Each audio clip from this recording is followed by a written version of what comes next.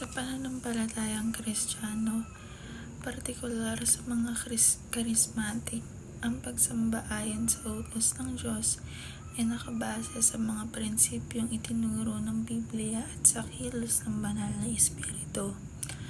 Ang tunay na pagsamba ay nagmula sa puso at ginagabayan ng Espiritu Santo, hindi sa formalismo kundi sa isang personal na relasyon sa Diyos. Kasama sa pagsamba ang masiglang pagpuri sa pamamagitan ng awitin, mga galak na pagpapahayag tulad ng pagsasayaw at pananalangin na may kasamang pagpapahayag sa ibang wika bilang tanda ng presensya ng Espiritu. Mahalaga rin ang pagbabasa at pag-aaral ng salita ng Diyos na nagpapalalim sa pag-unawa ng kanyang kalooban.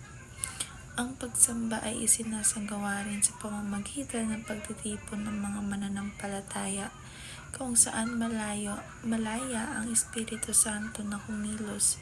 Higit sa lahat ng pagsunod sa Diyos ay isinasabuhay sa araw-araw sa pamamagitan ng paggawa ng mabuti at pagpapakita ng mga kaloob ng Espiritu tulad ng propesiya at pagpapagaling. Sa gantong paraan, ang isang charismatic Christian ay sumasamba ng may sigla, pananampalataya at tapat na pagsunod sa Diyos. Sa mga talatang Mark chapter 7, verse 6-7, itinuturo ni Jesus na ang mga Fariseo ay nagbigay pansin sa mga panlabas na ritual at tradisyon, ngunit ang kanilang mga puso ay malayo sa Diyos. Ang pagsasamba nila ay hindi tunay dahil ang kanilang pagsunod ay batay lamang sa mga kautusan ng tao, hindi sa mga utos ng Diyos. Ang mensahe ng talata ay isang babala laban sa pagsamba na wala sa puso at hindi tunay, kundi pawang pagpapakita lamang ng anyo ng kabanalan. The message of Mark chapter 7, verse 6-7 warns against meaningless ritualistic worship that focuses on outward appearance and human traditions, rather than genuine devotion and connection with God.